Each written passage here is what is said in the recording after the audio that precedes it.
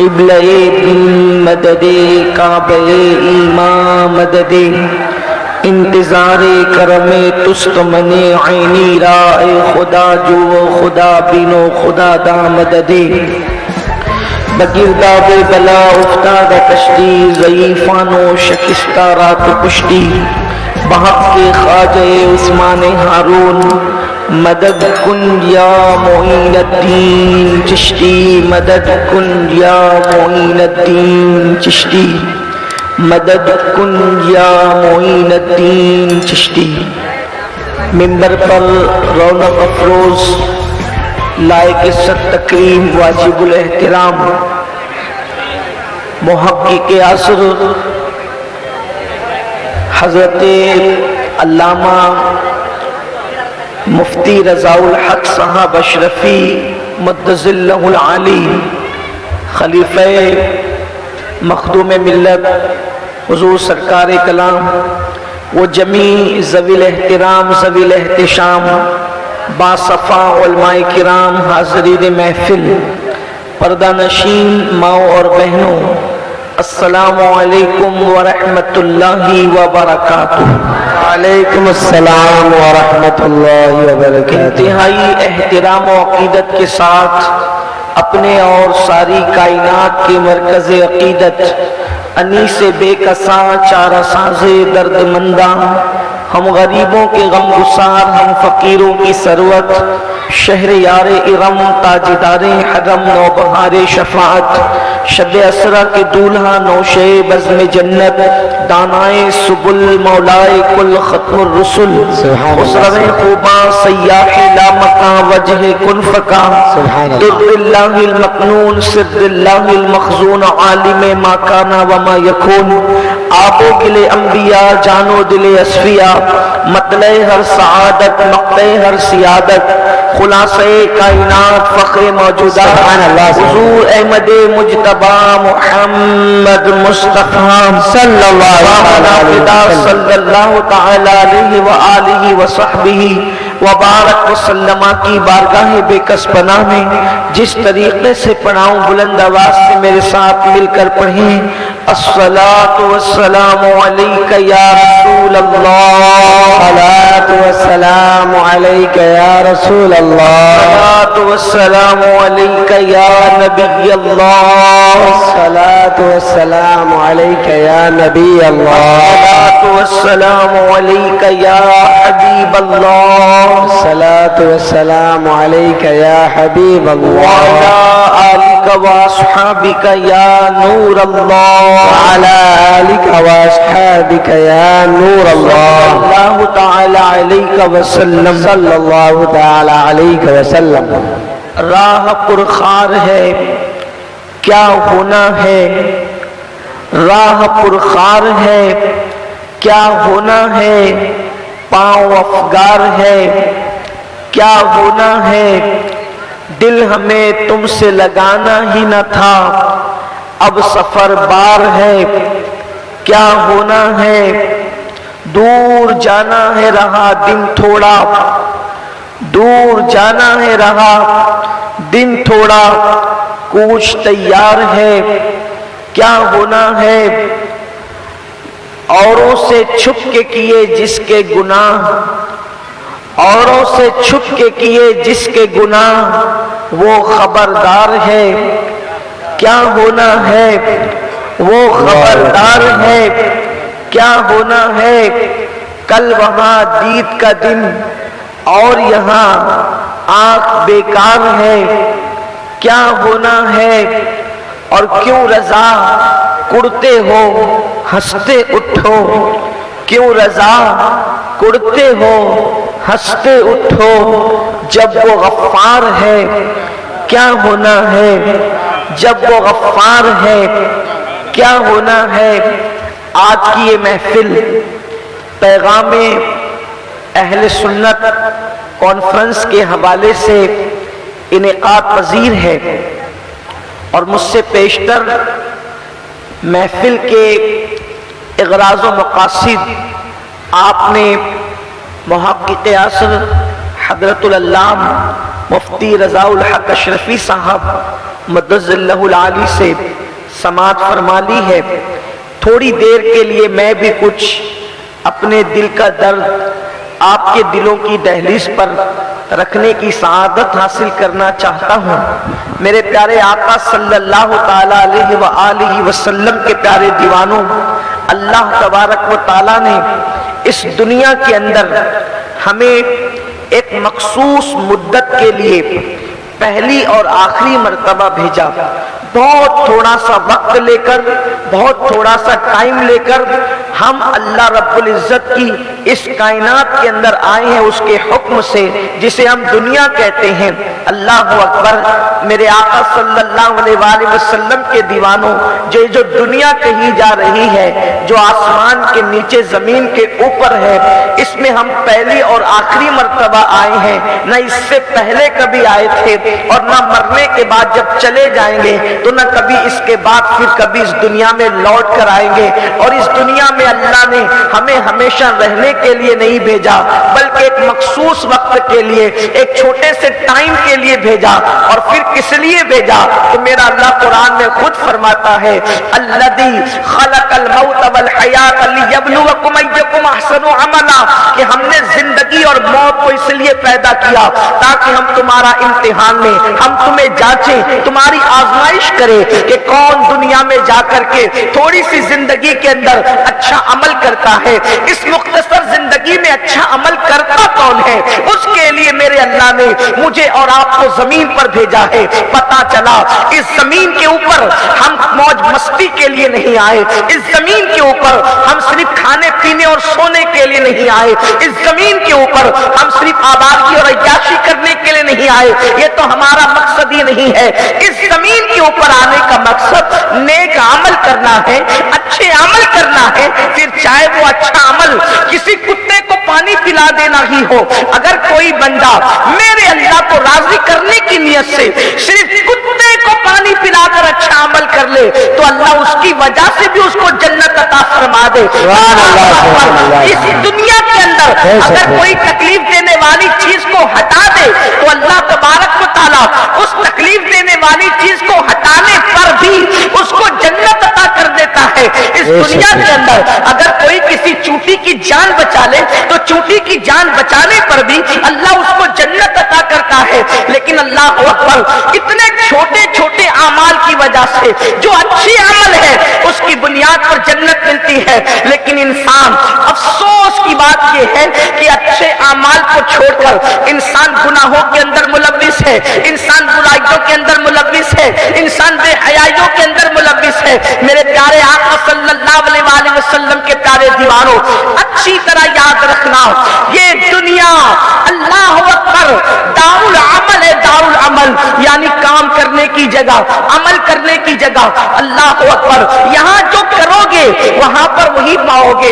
ऐसा नहीं है कि यहाँ आपने जो नहीं किया वहां पर आपको वो मिल जाए। चाहे आप किसी खानदान के हो, चाहे आप किसी खित्ते के हो, चाहे आप किसी कबीले के हो, अच्छी तरह याद रखना।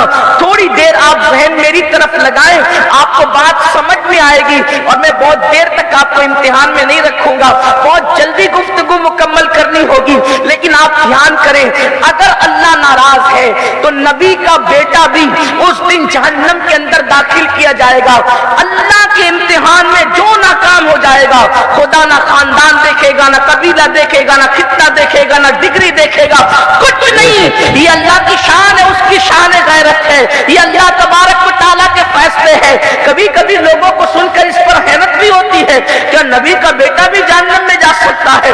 बिल्कुल जाएगा, कुरान ने कहा तो जाएगा। इसलिए कि आप देखें, तफासीर कुरान उठा करके देखें कि नूह अलैहिस्सलाम का बेटा, अल्लाह अकबर, क़यामत के दिन अल्लाह के इम्तिहान में नाकाम होगा, अल्लाह उसको जहन्नम में दाखिल फरमाएगा। एक नबी का सगा चचा बिच्छू की शक्ल में जहन्नम में दाखिल किया जाएगा।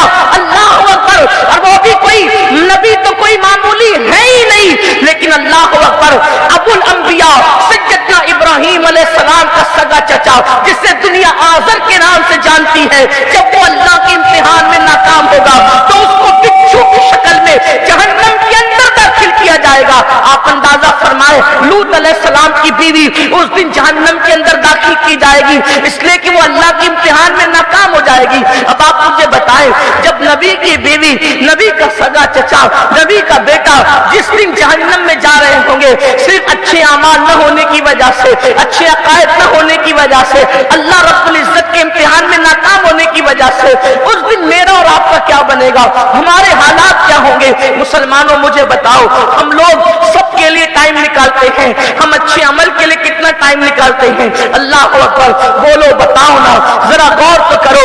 کل قیامت کے دن اللہ کا امتحان ہے, امتحان لینے والا ایگزامینر خدا ہے, جانچنے والا خدا ہے, سوال کرنے والا خدا ہے. اللہ اللہ, یقیناً راج محل بڑا علاقہ ہے, یہاں کے لوگ پڑھے لکھے ہیں. آپ جانتے ہیں جب ہمارے بچے S S C H S C کے امتحانات دیتے ہیں, I S I P S کے امتحانات دیتے ہیں, تو وہ دنیا کے اس امتحان کے لیے پوری رات بھر جاگ کر کے تیاری کرتے ہیں. حیرت ہے, جس امتحان کے بعد پھر چانس ملے گا امتحان دینے کا, اس کے لیے طالب علم رات بھر جاگتے ہیں. ان جاگنے والوں کو میں سلام کرتا ہوں. جس امتحان میں ناکام ہونے کے بعد کامیابی کے پھر چانسز ہیں, اس کے لیے بچے اتنی محنت کرتے ہیں, رات و دن تگوداؤ کرتے ہیں. ہمیں کیا ہو گیا ہے, جس امتحان کے بعد پھر کوئی امتحان نہیں ہے, پھر کوئی چانس نہیں ہے, اور وہ میرے اللہ کا امتحان ہے, وہ میدان محشر کا امتحان ہے, وہ قیامت کے دن کا امتحان ہے. اس کے لیے ہم نے کیا تیاری کی ہے؟ یہی نہ کہ اللہ اکبر, کوئی موبائل گیم سے لگا ہوا ہے, کوئی جوا کھیل رہا ہے, کوئی شراب کے اڈوں کو آباد کر رہا ہے, کوئی زنا کے اڈوں کو آباد کر رہا ہے, کسی نے مسجدوں کو ویران کر رکھا ہے, کوئی آخرت کو بھلا چکا ہے. مسلمان ہونے کا مطلب کیا ہے؟ مسلمان ہونے کا مطلب بس اتنا کہ ہر جمعہ کو 2 رکعت نماز پڑھ لو اور اس کے بعد ختم ہو گیا معاملہ نہیں میرے عزیز. آج میں آپ کے سامنے ایک روایت کا مفہوم پیش کروں جو بخاری شریف میں اور مزید صحاح کی دوسری کتابوں میں بھی موجود ہے. اس کے علاوہ اور بھی دوسری کتابوں کے اندر بڑی کثرت کے ساتھ یہ حدیث موجود ہے, جس کو بطور مفہوم اپنے الفاظ کے جامع میں پیش کرنا چاہتا ہوں. سنو میرے آقا صلی اللہ علیہ وسلم کے دیوانوں اور اے خاتون جنت کی کنیزوں, آپ بھی دل کے کانوں سے سن لو. یاد رکھنا, اس دنیا میں جتنی بھی کر کے مرو گے, کوئی کچھ کرے یا نہ کرے, لیکن ایک دن اللہ کی عدالت ہے. اس اللہ سے ڈرو, اس اللہ کا خوف کرو جس کے لیے انبیاء کرام رویا کرتے تھے, جس کی خاطر مصطفیٰ جان رحمت اتنا روتے تھے اللہ کی خشیت کی وجہ سے. ام المومنین سیدہ عائشہ صدیقہ فرماتی ہیں کہ رسول اللہ کے سینے سے خدا کی خشیت کی وجہ سے حالت نماز میں 4تھی صف تک کے ہم آواز سنا کرتے تھے, اور آواز ایسی آتی تھی جیسے ہانڈی چولہے پہ رکھی ہو تو کیسے کھٹ کھٹ کی آواز آتی ہے, اس طرح کی آواز ہم حضور کے سینے سے سنا کرتے تھے. اللہ اکبر, مجھے بتاؤ تو صحیح, جن کو رسول اللہ نے جنت کی بشارتیں دی تھی وہ عمر ابن خطاب اللہ کے خوف سے اتنا روتے تھے کہ روتے ہوئے آپ کے چہرے پہ آنسوؤں کا نشان پڑ گیا تھا. آپ مجھے بتائیں نا, اللہ اکبر, سیدنا عثمان غنی رضی اللہ تعالیٰ عنہ قبروں پر کھڑے ہو کر اتنا روتے تھے, ایسا لگتا تھا کہ جیسے ان پر موت طاری ہو جائے گی. مولا کائنات, جن کے بیٹے جنتی جوانوں کے سردار, جن کی بیوی شہزادی کونین, اللہ اکبر, جن کے بھائی رسولوں کے امام سید العالمین, آپ اندازہ کریں وہ مولا کائنات رات کے اندر, رات کے آخری حصے میں اس طرح بلک کر روتے تھے جیسے کوئی سانپ کا ڈسا ہوا بلک کر تڑپ کر آہو بکا کرتا ہے.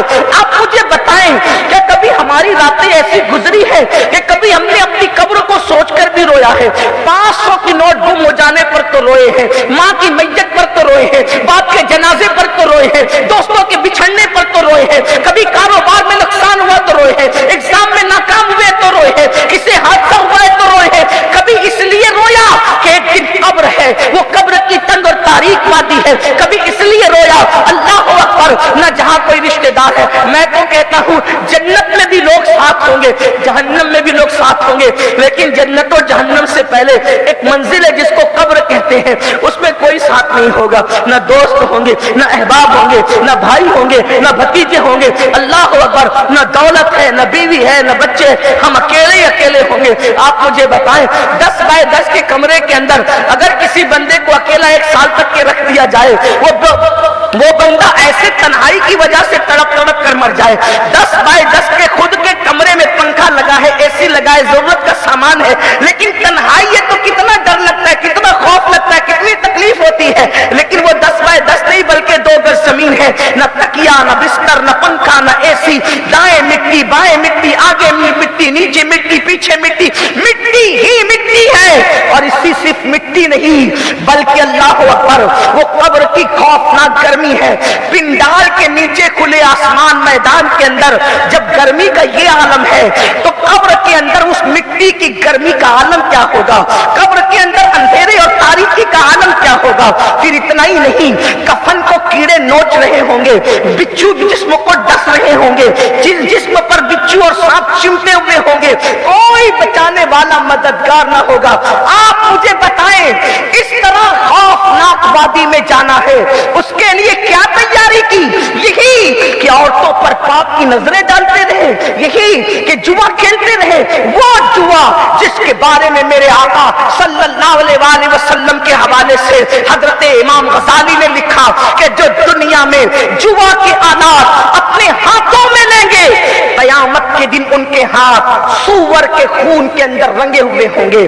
जुआ खेलने वालों, आज जंगली रमी खेलने वालों, मोबाइल पर गेम्स के जरिए से जुआ खेलने वालों, 3 पत्ती का गेम है, ये गेम है, वो गेम है, यही ना कि आप बहुत मुहज्जब तरीके से गुनाह कर रहे हैं। सुन लो, गुनाह को मौलवी देखे न देखे, गुनाह को मौला जरूर देख रहा है, गुनाह को घर वाले देखे न देखे, अल्लाह अकबर जो ज़मान और मकान से पाक है वो खुदावंद कुद्दूस जरूर देख रहा है। मेरा अल्लाह फरमाता है हुआ माकुम ऐनमा कुंतुम, तुम जहां होते हो तुम्हारा रब तुम्हारे साथ होता है और इतना करीब होता है, नहनु अक़रबु इलैहि मिन हब्लिल वरीद, वो तुम्हारी शय रक्त से ज्यादा करीब है।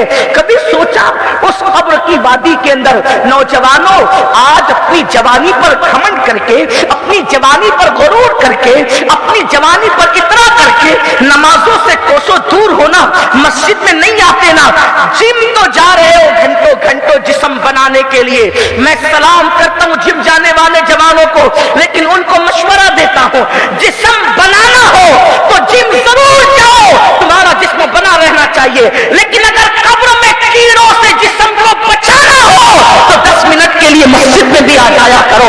जिम जाओगे तो जिस्म बनेगा और मस्जिद आओगे तो जिस्म कब्र में महफूज रहेगा।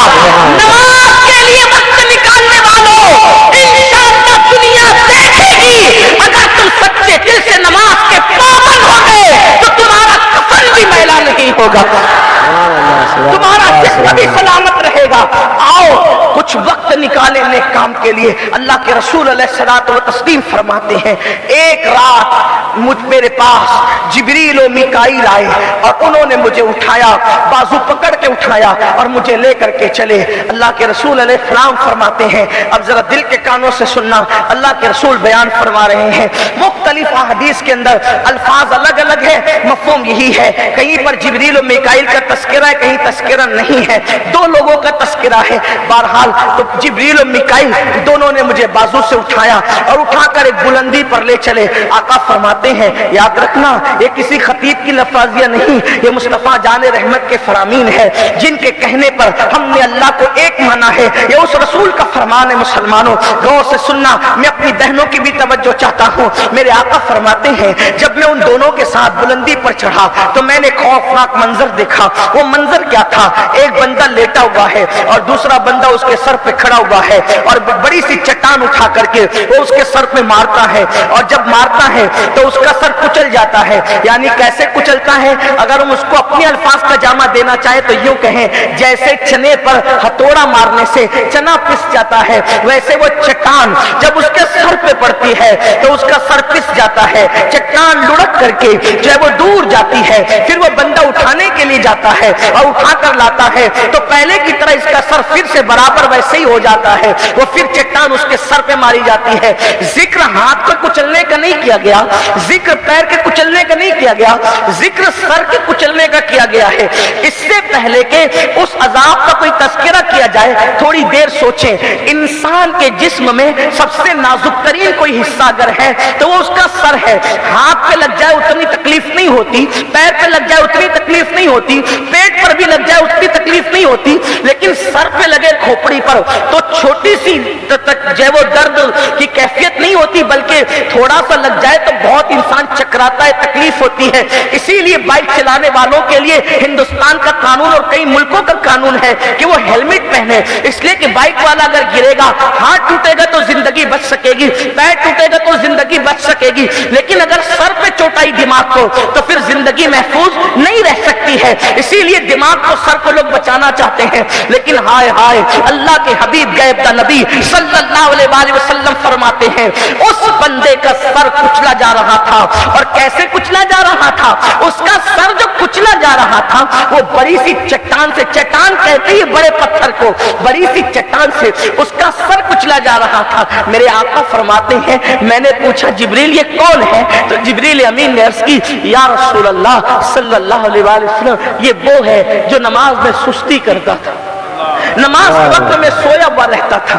اللہ اکبر، آج مسلمانوں کے سامنے نماز کی اہمیت نہیں رہ گئی۔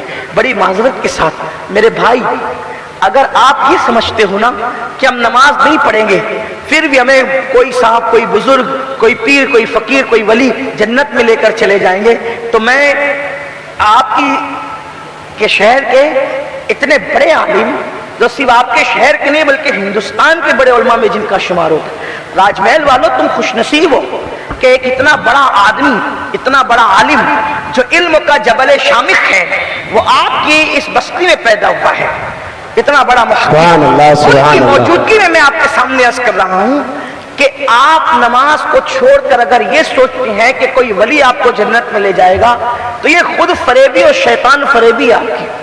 وجہ اس کی یہ ہے کہ آپ ولیوں کے سامنے ان کے درمیان نماز چھوڑ کر اپنا ایمان ثابت نہیں کر سکتے، یہ بات ہے۔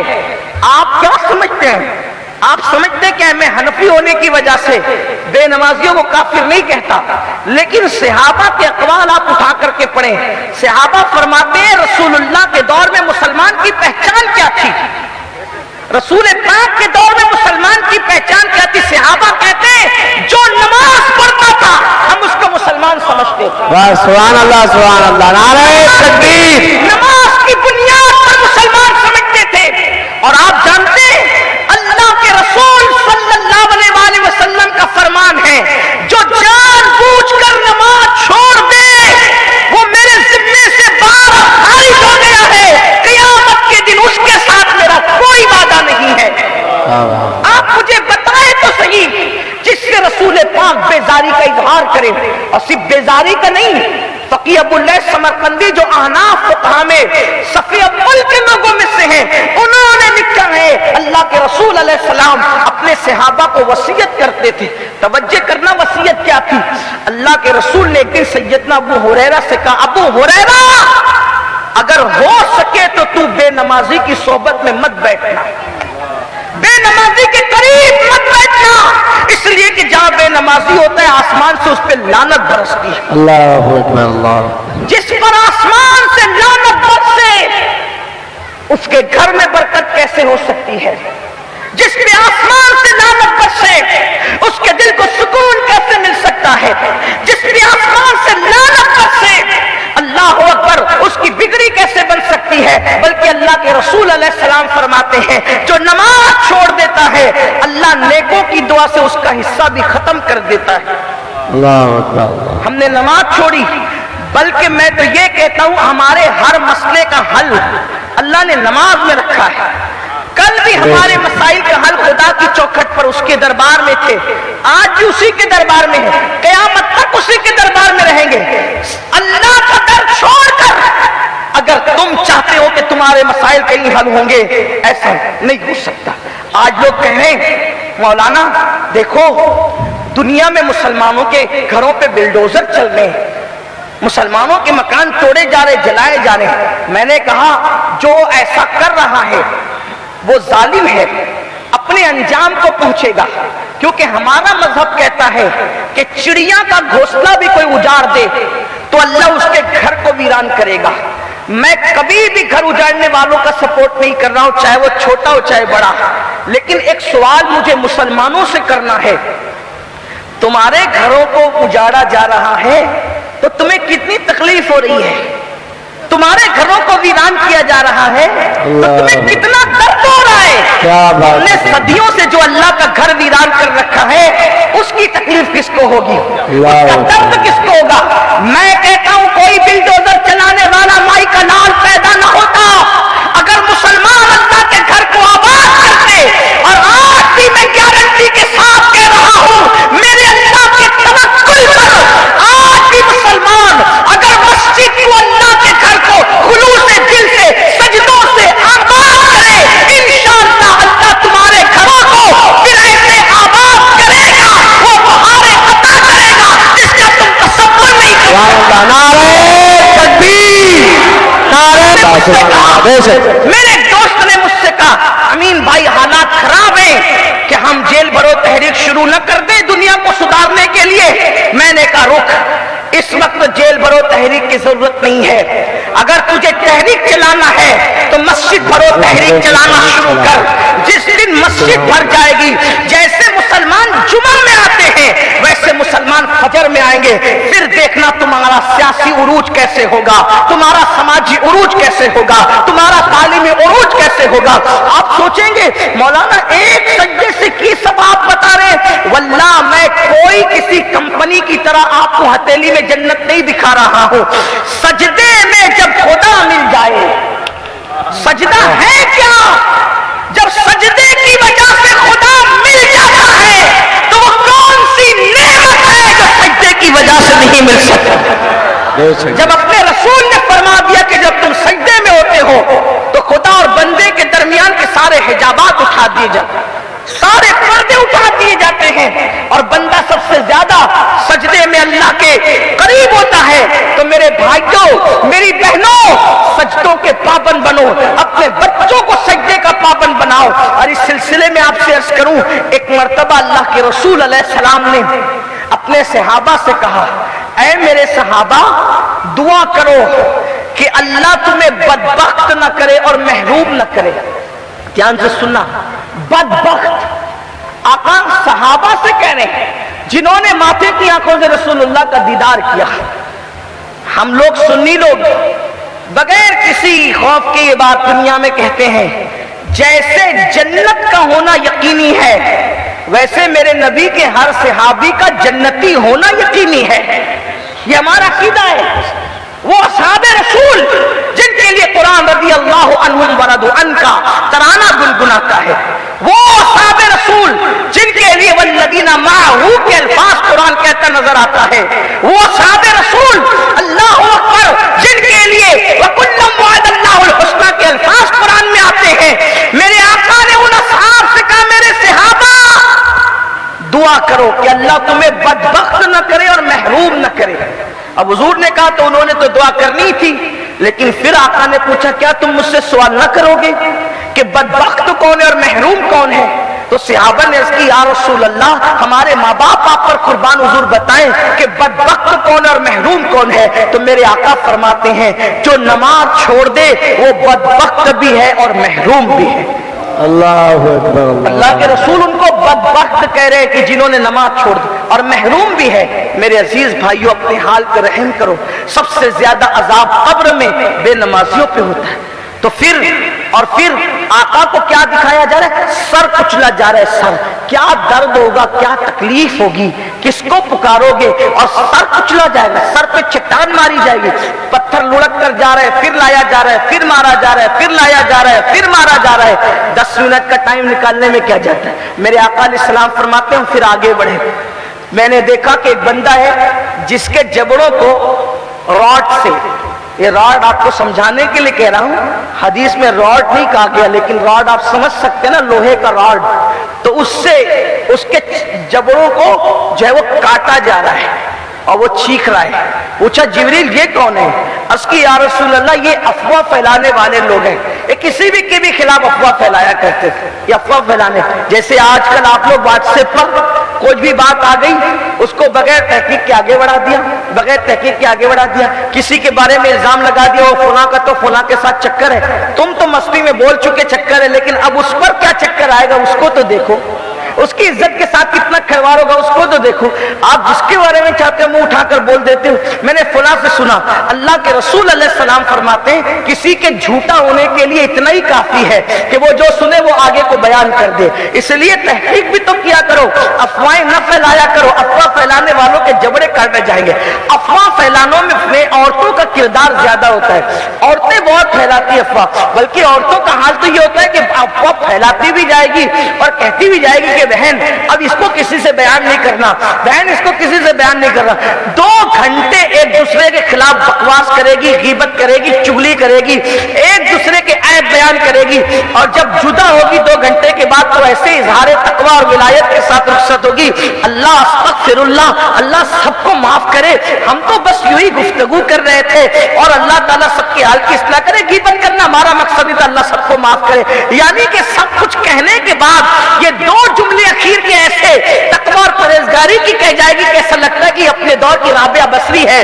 تمہارے یہ 2 جملے رسمی طور پر تمہاری اس غیبت کو, اس افواہ کو, ان الزامات کو, ان تہمت کو جو وہ ختم نہیں کر سکتے. اس لیے یاد رکھنا اپنے آپ کو اگر جہنم سے بچانا ہے افواہ پھیلانے سے توبہ کرو. پھر میرے آقا فرماتے ہیں اور آگے بڑھے. ہم نے دیکھا کچھ لوگ ہیں اوپر سے تنگ ہے, نیچے سے کھلا ہوا ہے, اور اس کے اندر سے چیخنے چلانے کی آوازیں آ رہی ہیں. کچھ لوگ چیخ چلا رہے ہیں. اور پھر جب میں نے جھانک کر کے دیکھا تو کچھ عورتیں اور کچھ مرد اس میں ننگے تھے, اور ان کو جو ہے وہ جیسے ہانڈی ابلتی ہے تو ڈھکن اوپر ہوتا ہے, ویسے جہنم ابل رہی تھی آگ. تو وہ کبھی اوپر ہوتے تھے پھر نیچے ہوتے تھے, اور وہ اتنا چلا رہے تھے. تو میں نے جھانک کر دیکھا تو پوچھا جبریل یہ کون ہے؟ اور جبریل امین نے عرض کی یا رسول اللہ صلی اللہ علیہ وآلہ وسلم یہ آپ کی امت کی وہ عورتیں اور وہ مرد ہیں جو زنا کیا کرتے تھے, بدکاری کیا کرتے تھے, بدفعلی کیا کرتے تھے. ان کا یہ حال ہے کہ وہ جہنم میں بھی ننگے ہیں, اور اس طریقے سے جہنم ابل رہی ہے. اور ان کا حال یہ ہے کہ ان کی آواز سے کلیجہ منہ کو آ رہا ہے. آج یہ فعل بد بھی مسلم امہ کے اندر بہت تیزی کے ساتھ پھیل رہا ہے. اس کی وجہ ایک تو فلمیں, ڈرامے, سیریل, یہ سب چیزیں, اور دوسری بات بچیوں میں اسلامی علوم کا نہ ہونا, پردے کی پابندی کا نہ ہونا. مرد فلمیں دیکھ کر آوارہ ہوئے اور عورتوں نے اپنے آپ کو بے پردہ کیا. زنا کے خاتمے کی سب سے بڑی اگر کوئی تدبیر ہو سکتی ہے تو وہ یہ کہ حسن کو با پردہ کر دو اور آنکھوں کو خدا کی خشیت سے جھکا دو. اگر آنکھیں اللہ کے خوف سے مردوں کی جھک جائے اور عورتیں پردے کی پابند ہو جائیں, انشاءاللہ ہم زنا پہ بدی پر کنٹرول کر سکتے ہیں. لیکن عورتیں آج کل پردے کو ظلم سمجھتی ہیں, چونکہ سیریلوں نے یہ پٹی پڑھا دی ہے, فلموں نے یہ پٹی پڑھا دی ہے کہ پردہ ظلم ہے, پردہ قید ہے. حیرت کی بات یہ ہے کہ عورتوں کو جو اسلام حجاب کرنے کا حکم دیتا ہے پردے کا, وہ بطور ظلم نہیں دیتا, بلکہ ہمارے یہاں یہ کانسیپٹ ہے, یہ تصور ہے کہ ہر قیمتی چیز کو ہم چھپاتے ہیں, ہر قیمتی چیز کو ہم چھپاتے ہیں. عورتوں کو تو اب پتہ چل جانا چاہیے اس صدی میں کہ آخر حجاب میں ایسا کیا ہے کہ جو لوگ ہتھیاروں سے نہیں ڈر رہے وہ عورتوں کے حجاب سے کیوں ڈر رہے ہیں. آخر حجاب میں اتنا پاور کیوں ہے, حجاب میں اتنی طاقت کیوں ہے؟ وہ نہیں جانتی خواتین, اس لیے کہ جب کوئی عورت بے حجاب ہو جاتی ہے تو وہ مردوں کی آنکھوں سے بچ نہیں سکتی. جب کوئی عورت بے حجاب ہو جاتی ہے تو شیطان اس کی طرف لوگوں کی توجہ کو مائل کرتا ہے. جب کوئی عورت بے حجاب ہو جاتی ہے تو اس کی عزت خطرے میں پڑ جاتی ہے. عورت کا حجاب اس کی آبرو کو تحفظ ہے, اس کی عزت کو تحفظ ہے. اللہ اکبر. جب تک عورتیں پردے کی پابند رہی, کبھی کسی عورت کی آبرو لوٹی نہ گئی, کبھی کسی عورت کی عزت لوٹی نہ گئی. جب تک عورتیں پردے کی پابند رہی, کوئی بیٹی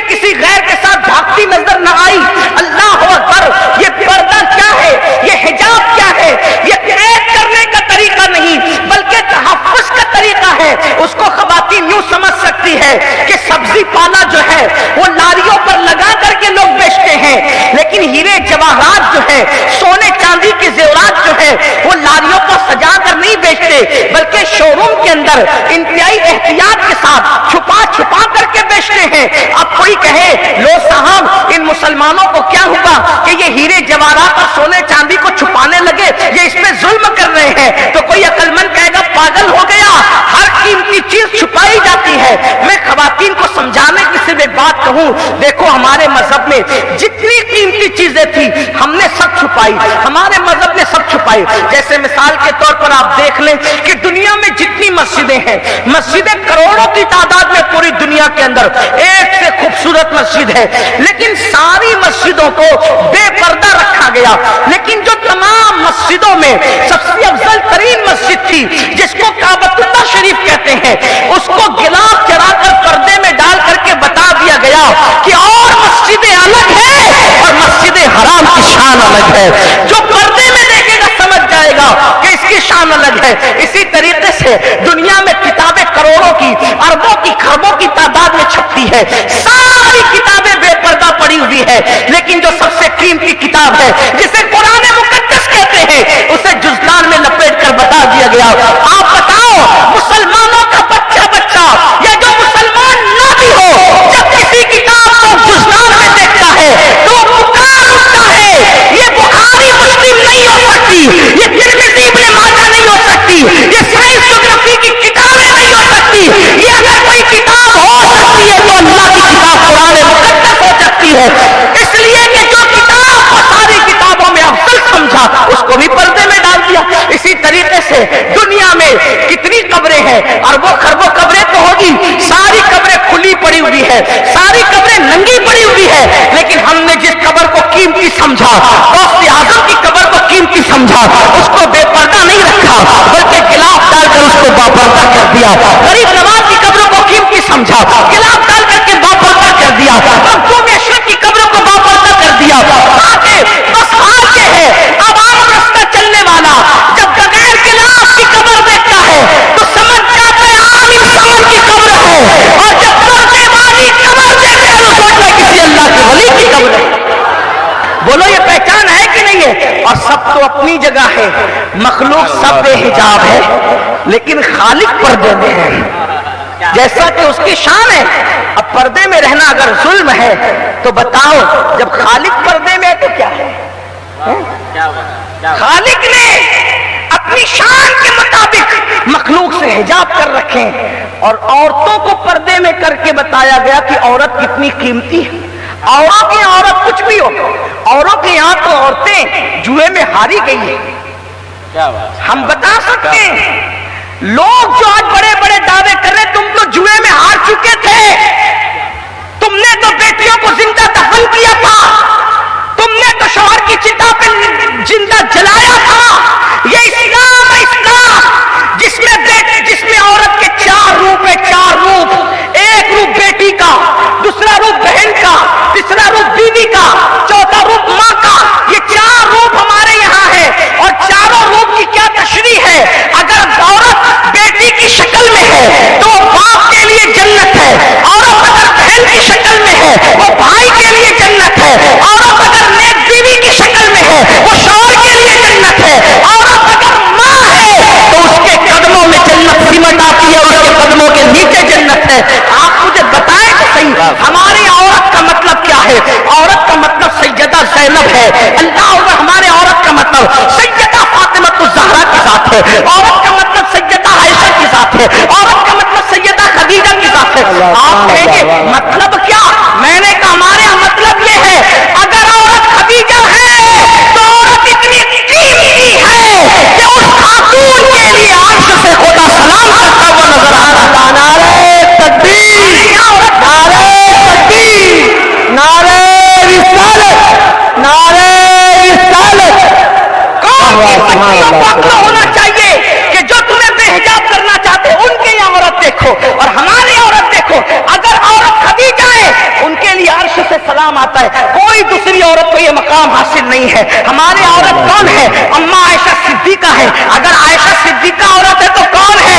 جس کے بستر پہ قرآن نازل ہوتا ہے، جس پہ الزام لگتا ہے تو ان کی برات میں سورہ نور کی آیتیں نازل ہوتی ہیں۔ سبحان اللہ سبحان اللہ۔ اگر ہماری عورت سیدہ زینب ہے تو زینب تو پھر وہ ہے کہ کربلا میں جب امام علی مقام کی شہادت ہو گئی تو وہ لٹے ہوئے قافلے کو پوری حفاظت کے ساتھ واپس لے جانے والی امانتوں کی اس امینہ خاتون کو سیدہ زینب کہتے ہیں۔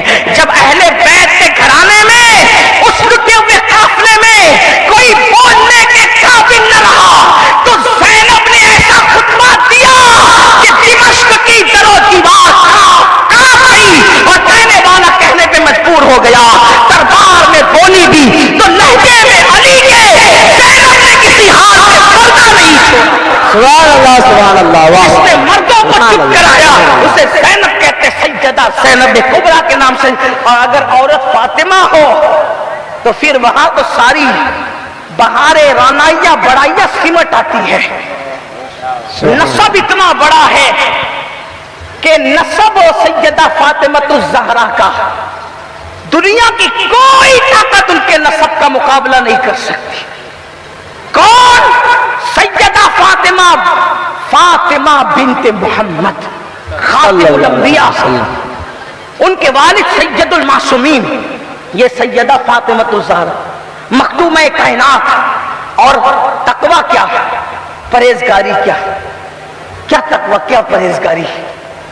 سیدہ فاطمہ الزہرا کا حال یہ تھا کہ آپ کے دوپٹے کو بھی کبھی چاند و سورج نے نہیں دیکھا۔ چاند سورج کی بات کر رہا ہوں، غور کریں، ان کے بابا نے ان کی کیا تربیت کی تھی کہ چاند و سورج نے بھی کبھی ان کے دوپٹے کو نہیں دیکھا، نہیں دیکھا۔ میرے امام کہتے ہیں جس کا آنچل نہ دیکھا مئو مہر نے، جس کا آنچل نہ دیکھا مہو مہر نے، اس ردائے نزاہت پہ لاکھوں سلام۔ سبحان اللہ۔ کسی نے امام حسین سے کہا تھا، حسین تمہاری ماں بڑی نیک تھی، آپ کی آنکھ میں آنسو آ گئے۔ فرمایا تم نے سچ کہا، میری ماں کا جب وصال ہوا تو میں صرف 6-7 سال کا تھا، لیکن تب بھی میں نے اپنی ماں کے سر کے بالوں کو کبھی نہیں دیکھا۔ میری ماں نے اپنے سر کے بالوں کی حفاظت مجھ جیسے بیٹے سے بھی کی جس کی عمر 6-7 سال کی تھی۔ یہ ان کا تقویٰ تھا۔ اسی لیے میرے آقا فرماتے ہیں فاطمہ نے اپنی عزت کی حفاظت اس طرح کی کہ اللہ نے ان کے تقوی کی برکت سے قیامت تک کہ ان کی اولاد پر جہنم کی آگ کو حرام فرما دیا۔ غور کریں، یہ سیدہ کائنات تھی، لیکن افسوس آج بچیاں بے پردہ کوچنگ کے نام پر، اسکول کے نام پہ، اور ماں باپ کو کوئی فکر بھی نہیں ہے۔ بیٹیاں بے پردہ ہے، بیوی بے پردہ ہے، بہن بے پردہ ہے۔ اللہ نے جنت کے دروازے پہ لکھا ہے کہ جنت دیوس پر حرام کر دی گئی، جنت دیوس پر حرام کر دی گئی۔ صحابہ نے پوچھا آقا یہ دیوس کون ہے؟ دیوس، آقا فرماتے ہیں جس گھر کی عورتیں بے پردہ گھومیں اور وہ مرد ان کو منع نہ کرے وہ دیوس ہے، دیوس۔ اللہ نہ اس کی نمازیں قبول کرتا ہے نہ دعائیں قبول کرتا ہے۔ اب یہ پردے کا شوق کیسے پیدا ہوگا؟ اس کی سب سے بڑی وجہ بچیوں میں علم نہیں ہے، تعلیم نہیں ہے، اس لیے بے پردہ ہے۔ علم نہیں ہے، اس وجہ سے حسن اسلام سے ناواقف ہے۔ آج لڑکیاں اسلام سے جتنا دور ہو چکی ہے، جو لڑکیاں اوروں کے ساتھ بھاگ کر مکمل مذہب بدل رہی ہیں ان کی تعداد بہت تھوڑی ہے، لیکن مسلمانوں کے گھر میں مسلمان کہلا کر مسلمان لڑکیاں کتنی ہیں وہ تو مجھے بتاؤ۔ جن کو کلمہ نہیں آتا، جن کو غسل کرنا بھی نہیں آتا، جن کا حال یہ ہے، حیا کے پردے میں کہوں بزرگ بھی بیٹھے، میری مقدس مائیں بھی بیٹھی ہے، بچہ پیدا ہو جائے تو 40 دن تک کہ وہ بغیر غسل کے سب طرف گھومتی رہے، غسل نہ کرے، کیوں؟ علم نہیں ہے۔ جبکہ کس نے کہہ دیا کہ 40 دن تک عورت بچے کی پیدائش کے بعد ناپاک ہی رہتی ہے؟ آپ پوچھیں نا، علماء سے پوچھیں۔ ماہانہ جو ان کی کمزوری ہے 7 اور 10 دن تک کہ اسی حالت میں رہتی ہے، کیا اس کی کوئی کم سے کم مدت نہیں ہے؟ 3 دن کی کم سے کم مدت نہیں ہے اس کی؟ 3 دن میں بھی تو پاک ہو سکتی، پھر اس کے بعد غسل بھی نہیں آتا۔ بے شمار عورتیں ہیں 3 بچوں کی 4 بچوں کی ماں ہوگی، ان کو غسل نہیں آتا۔ اب بتاؤ جس کی بیوی بغیر غسل کے جنابت کی حالت میں گھر کے کچن میں کھڑی ہو، اس کھانے کے اندر برکت کیسے ہوگی؟ اس گھر میں میرے آقا فرماتے ہیں جہاں جنبی ہوگا یعنی ناپاک لوگ ہوں گے وہاں رحمت کے فرشتے کبھی نہیں آئیں گے۔ تو جہاں غسل ہی نہیں اتر رہا ہے وہ تو ناپاک ہی کھڑی ہے نا۔ آپ مجھے بتائیں تو صحیح، یہ بات میں اس لیے کھل کے کہنا چاہتا ہوں، راج محل والوں برا مت ماننا۔ آپ کتنے ہی بڑے بزرگوں کا تعویذ لائیں، جب رسول اللہ نے کہہ دیا کہ ناپاک جس گھر میں رہے گا رحمت کے فرشتے نہیں آئیں گے تو نہیں آئیں گے، اس لیے کہ رحمت کے فرشتے پابند ہیں رحمت للعالمین کی مرضی کے، وہ آنے کے بھی پابند ہے، وہ جانے کے بھی پابند ہے۔ آپ کہیں گے حضور کے پابند ہے، میں نے کہا اٹھاؤ قاضی ثناء اللہ پانی پتی کی تفسیر اور اٹھا کر کے دیکھو کہ حضرت قاضی صاحب لکھتے ہیں کہ جب جنگ بدر میں فرشتے مدد کے لیے آئے مسلمانوں کی اور مدد کی تو اس وقت تو جنگ ختم ہو گئی، تو رسول اللہ نماز پڑھا رہے تھے، ہمارے آقا نماز پڑھاتے پڑھاتے حضور مسکرائے، بلکہ ایسا ہنسے جیسا کہ ان کی شان ہے، اور اتنا ہنسے کہ داڑیں نظر آئی۔ سلام کے بعد صحابہ نے پوچھا آقا آج آپ نماز میں ہنس رہے تھے جیسا کہ آپ کی شان ہے؟ حضور فرماتے ہیں ہنسی کی وجہ یہ تھی کہ جبریل فرشتوں کے ساتھ تمہاری مدد کے لیے آئے تھے، کام ختم ہونے کے بعد وہ واپس جا رہے تھے تو انہوں نے جیسے آسمان کے دروازے پہ دستک دی تو اللہ نے پوچھا کہاں سے آ رہے ہو جبریل؟ عرض کی مولا تیرے محبوب کے غلاموں کی مدد کے لیے تو نے جنگ میں بھیجا تھا، کام ختم کر کے ہم واپس آ رہے ہیں۔ تو اللہ نے پوچھا میرے محبوب سے پوچھا یا بغیر پوچھے آ رہے ہو؟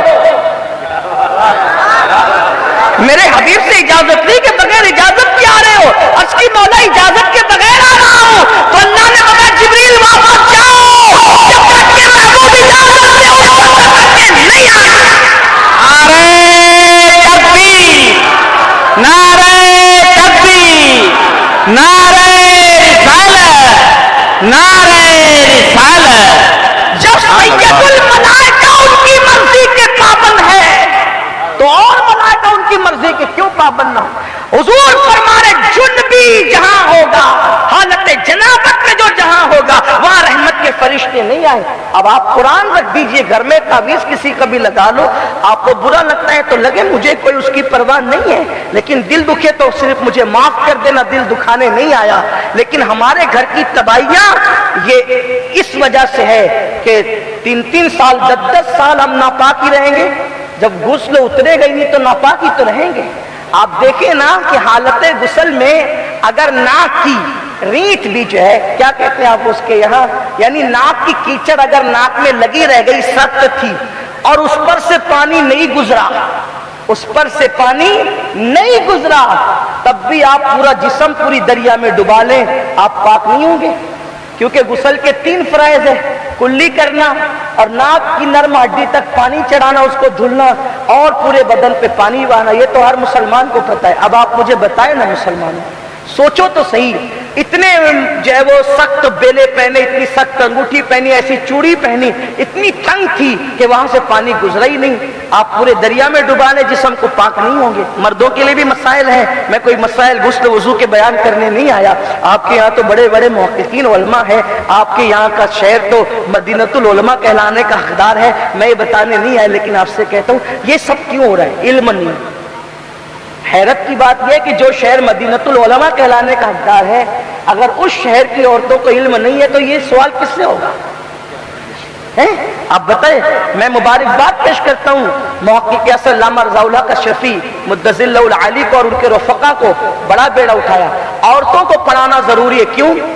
اور مرد نے پڑھا فرد نے پڑھا، مرد نے پڑھا فرد نے پڑھا، عورت نے پڑھا پورے معاشرے نے پڑھا۔ مرد پڑھے گا دین دروازے تک رہے گا، عورت پڑھے گی دین نسلوں تک جائے گا۔ عورتوں کو پڑھانا ضروری ہے۔ آج لوگ کہتے ہیں بیٹی پڑھاؤ بیٹی بچاؤ، میں کہتا ہوں لوگ آج کہہ رہے ہیں، میرے نبی نے تو بیٹی کو اتنا پڑھایا تھا، اتنا پڑھایا تھا، جب کوئی نہیں بول سکا تو رسول اللہ کی بیٹی بولی، بلکہ بیٹی کا کیا کہوں، رسول اللہ کی شہزادی نے بولی۔ ہمارے یہاں تو ادب کا بھی تقاضا ہے نا، ہمارا مسلک بھی پورا ادب ہے، بیٹیاں اوروں کی ہے، رسول اللہ کی شہزادی ہے۔ ہاں کیا بولی رسول اللہ کی شہزادی نے؟ کیا فرمایا؟ آقا نے ایک سوال کیا، اے میرے صحابہ یہ بتاؤ کہ عورت کے لیے سب سے بہتر چیز کیا ہے؟ سب سے بہتر چیز عورت کے لیے کیا ہے؟ لوگ کچھ چپ رہے، کچھ لوگوں نے جواب دیا جو مراد رسول کے مطابق نہ تھا۔ مولائے کائنات اپنے گھر میں گئے تو سیدہ نے پوچھا علی میرے سرتاج کیا بات ہے؟ تو کہا کہ آج رسول اللہ نے ایسا سوال کر دیا کہ مراد رسول کے مطابق کوئی جواب نہ دے سکا، اکثر لوگ خاموش رہے۔ وہ سوال کیا تھا؟ تو کہا آقا نے پوچھا کہ عورت کے لیے سب سے بہتر چیز کیا ہے؟ تو سیدہ نے کیا جواب دیا؟ دیکھو کوئی نہیں بولا تو کس نے بولا؟ رسول اللہ کی شہزادی نے کیا جواب دیا؟ فرمایا عورت کے لیے سب سے بہتر یہ ہے کہ عورت کو کوئی نامحرم مرد نہ دیکھے اور عورت کسی نامحرم مرد کے چہرے پہ نظر نہ ڈالے۔ یہ عورت کے لیے سب سے بہتر ہے۔ جب مولا علی نے آ کر کے رسول اللہ کو یہ جواب بتایا تو میرے آقا نے پوچھا علی یہ تم کہہ رہے ہو یا کسی اور نے کہا ہے؟ تو علی کے مرتضیٰ نے کہا آقا یہ بات آپ کی شہزادی فاطمہ نے جواب دیا ہے۔ سرکار نے فرمایا فاطمہ تو بلا تو منی، فاطمہ تو میرے جگر کا ٹکڑا ہے۔ ایسی بات تو فاطمہ ہی کہہ سکتی ہے۔ حضور نے اتنا پڑھایا تھا، لوگوں اپنی بیٹیوں کو ڈاکٹر بنا رہے ہو، ٹیچر بنا رہے ہو، انجینئر بنا رہے ہو، جو بنانے آپ کی مرضی میں منع نہیں کرتا، لیکن اپنی بیٹیوں کو علم دین بھی سکھاؤ، کیونکہ اگر بیٹی علم دین سیکھے گی، متقی بنے گی، پرہیزگار بنے گی، انقلاب وہ آئے گا۔ آخری بات عرض کر دوں، آخری بات، اگر کوئی ایک بیٹی سنور جائے نا، ایک بیٹی، اس ایک بیٹی کی وجہ سے کئی مرد سنورتے ہیں۔ مردوں کو سنوارنے کا بڑا سبب گھر کی عورت بن، ایک عورت 4 لوگوں کو جہنمی بنا سکتی ہے، ایک عورت 4 لوگوں کو جنتی بنا سکتی ہے، کیونکہ ایک عورت کا تعلق 4 مردوں سے ہوتا ہے، بھائی کی شکل میں ایک مرد سے، بیٹے کی شکل میں دوسرے مرد سے، باپ کی شکل میں تیسرے مرد سے، اور شوہر کی شکل میں چوتھے۔ وہ 4 مردوں سے مربوط ہوتی ہے، تو اس کا تقویٰ بہت کچھ کر سکتا ہے، اس کی پرہیزگاری۔ اس میں آخری بات، ایک جوان، آپ کے لیے بھی عبرت کی بات ہے، ہماری بیٹیاں کیسی تھی جب تک پڑھی لکھی تھی، کیسی تھی؟ میں تو دعا کرتا ہوں اللہ کرے کہ یہ مدرسہ جلدی تعمیر ہو لڑکیوں کے لیے، ہاں جلدی تعمیر ہو، آپ اس میں مدد کریں۔ بلکہ آپ سے یہ بھی کہتا ہوں جلسوں کو سستا کرو اور تعلیم پر خرچہ کرو۔ جلسے سستے ہوں، اس بامقصد جلسے حضرت نے فرمایا کہ ضرورت ہے، لیکن اکثر جلسے ہمارے بے مقصد ہیں، جن کی خود جنت کا ٹھکانہ نہیں، وہ مائک پر آ کر کہتے ہیں کہ ایک بار سبحان اللہ کا اور جنت میں جاؤ۔ جنت کے ٹکٹ بٹ رہے ہیں جلسوں سے، حالانکہ کتنے لوگ عشاء پڑھ کے آتے ہیں اور کتنے جا کے فجر پڑھتے ہیں یہ اچھی طرح پتہ ہے۔ اگر یہاں ہاتھ اٹھوائے جائے نا کہ کتنے عشاء پڑھ کے آئے بتاؤ، اور کتنے جا کے فجر پڑھنے کی نیت رکھتے ہیں، تو پھر دیکھیں گے آپ کے ہوتا کیا ہے۔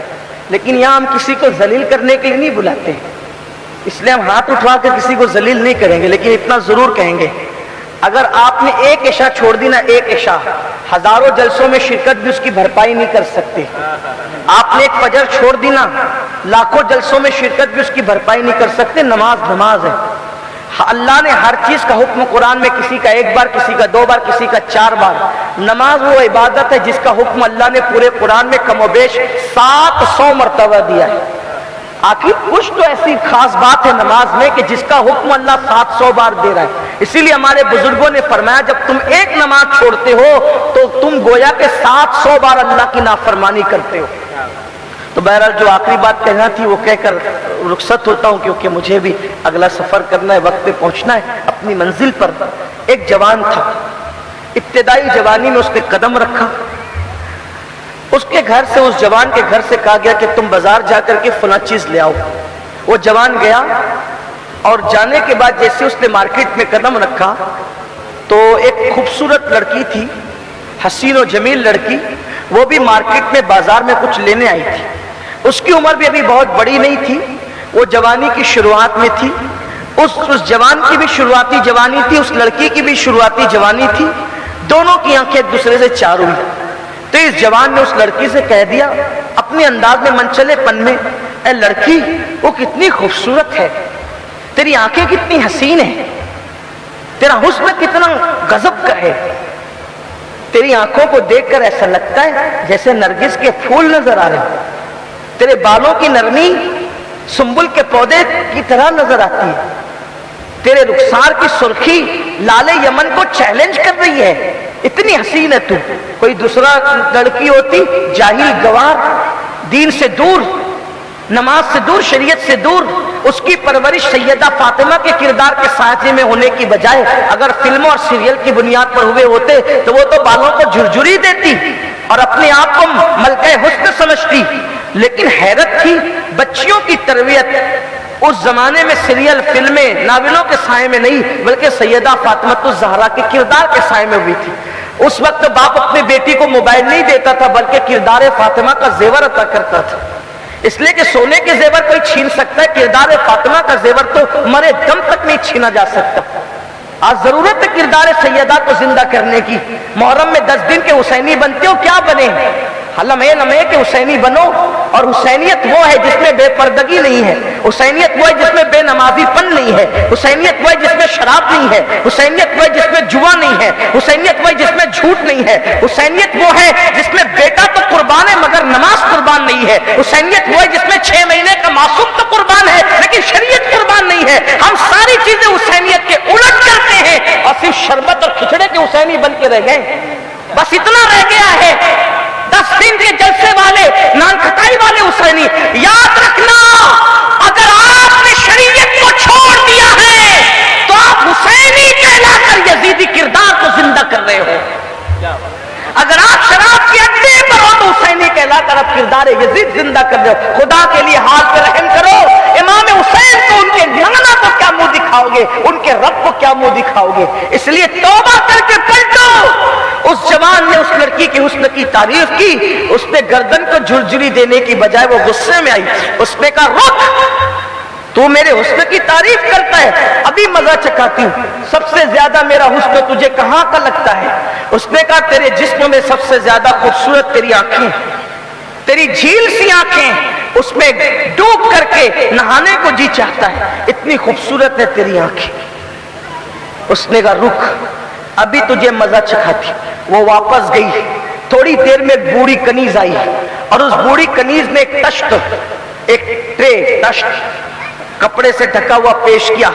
اے لڑکے، ابھی تھوڑی دیر پہلے ایک لڑکی کے حسن کی تعریف تو نے ہی کی تھی۔ اس نوجوان نے کہا ہاں۔ اس نے تحفہ دیا، وہ جوان خوش ہوا، پہلی محبت کا تیر نشانے پہ جا لگا، میں تو کامیاب ہو گیا۔ لیکن جیسے ہی کپڑا ہٹایا پیروں کے نیچے سے زمین کھسک گئی، اس میں ایک چٹھی تھی اور 2 کٹی ہوئی آنکھیں رکھی ہوئی تھی جس سے خون ٹپک رہا تھا۔ چٹھی دیکھا تو لکھا تھا اے نوجوان، تو نے میرے حسن کی تعریف میری آنکھوں سے کی، تو میرے فتنے میں مبتلا ہوا، مجھے اندھی بن کر رہنا تو گوارا ہے لیکن مجھے پاپی بن کر رہنا گوارا نہیں ہے۔ تو نے میری آنکھوں کی تعریف کی، آنکھوں کو دیکھ کر میرے فتنے میں تو مبتلا ہوا، میں نے آنکھیں کاٹ کے تجھے بھیج دیا ہے، یہ آنکھیں لے لے جو تجھے پسند ہے اور مجھے بھول جا، کبھی میرا تصور بھی مت کرنا۔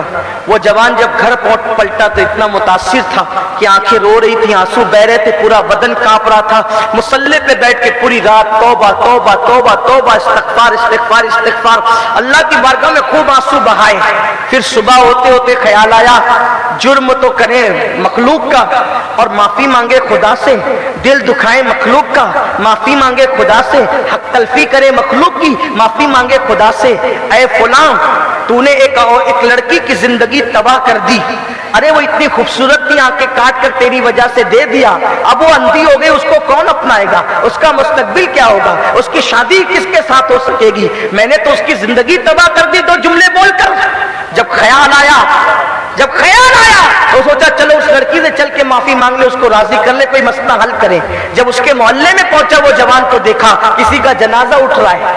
ایک بزرگ سے پوچھا یہ کس بزرگ کا جنازہ ہے جس میں پورا محلہ سوگوار ہے اور اتنی پبلک ہے اس کے اندر؟ کہا یہ کسی بزرگ کا جنازہ نہیں، ہمارے محلے کی ایک باغیرت لڑکی کا جنازہ ہے، کل بازار گئی تھی کچھ خریدنے، کسی لڑکے نے آنکھوں کی تعریف کر دی، آنکھیں کاٹ کر اس کو بھجوا دیا تاکہ اس کے پاپ میں اس کے فریب میں مبتلا نہ ہو، آنکھیں جذبات میں کاٹ کر بھجوا تو دیا لیکن پورا دن درد سے تڑپتی رہی، آخر کار درد برداشت نہ ہوا تو صبح ہوتے ہوتے اس لڑکی نے دم توڑ دیا. ہمارے محلے کی اسی باغیرت بیٹی کا جنازہ ہے جس کو فخر کے ساتھ اور سوگواری کے عالم میں لوگ اٹھا رہے ہیں. اس جوان کو احساس ہوا او فلاں تو نے کسی کی زندگی ہی تباہ نہیں کی بلکہ تو نے تو کسی کو موت کے گھاٹ اتار دیا, کسی کو تو نے نابینا ہی نہیں کیا, کہ تیرے جملوں نے کسی کو اندھا نہیں کیا بلکہ زندگی بھی چھین لی. اس کے بعد وہ جوان ایسا پلٹا توبہ کر کے کہ اللہ نے اس جوان کو اپنے زمانے کا سب سے بڑا ولی بنایا. آپ اندازہ فرمائے ایک لڑکی کا تقویٰ کسی جوان کو ولایت کے مقام تک لے جا رہا ہے. کاش ہمارے گھر کی بیٹیاں, ہماری بچیاں پردے کی طرف آئیں, دین کی طرف آئیں, مذہب کی طرف آئیں. اور آپ کو بھی یہی کہتا ہوں, نوجوان اب شادی کرنے میں جو ہے وہ خوبصورت لڑکیاں ڈھونڈنے کی بجائے دیندار لڑکیاں ڈھونڈے, اس لیے کہ خوبصورت ماں خوبصورت بیٹا پیدا کرے یہ ضروری نہیں ہوتا, لیکن دیندار ماں دیندار بیٹے ہی کو جنم دیا کرتی ہے. اس لیے اگر اپنے گھر میں اپنی نسلوں کو دیندار چاہتے ہو, ایک انگریز مفکر نے کہا تھا تم مجھے اچھی مائیں دے دو میں تمہیں اچھی نسل عطا کروں گا. یہاں کے علماء کی یہی فکر ہے کہ مدرسہ جو ہے وہ سیدہ فاطمہ الزہرا للبنات قائم ہو اور بچیاں پڑھیں, اور یہاں سے ایک مشن ہو بچیوں کو سنوارنے کا. ماں کی گود کو کسی نے کہا تھا کہ آج بھی ہو سکتا ہے عیسیٰ سا بیٹا پیدا, لیکن میں اس کو تھوڑا ترمیم کر کے عرض کروں آج بھی ہو سکتا ہے عیسیٰ کا پرتو پیدا, ماں کی گود ہی ملتی نہیں مریم کی طرح. اگر ماں کی گود مریم کی طرح ہو جائے تو آج بھی بچے نیک اور صالح پیدا ہو. اللہ تعالی ہم سب کو توفیق عطا فرمائے, اور گفتگو کے درمیان کوئی غلطی ہو اللہ تعالی معاف کرے. استغفر اللہ ربی من کل ذنب واتوب الیہ, لا الہ الا اللہ محمد الرسول اللہ. السلام علیکم.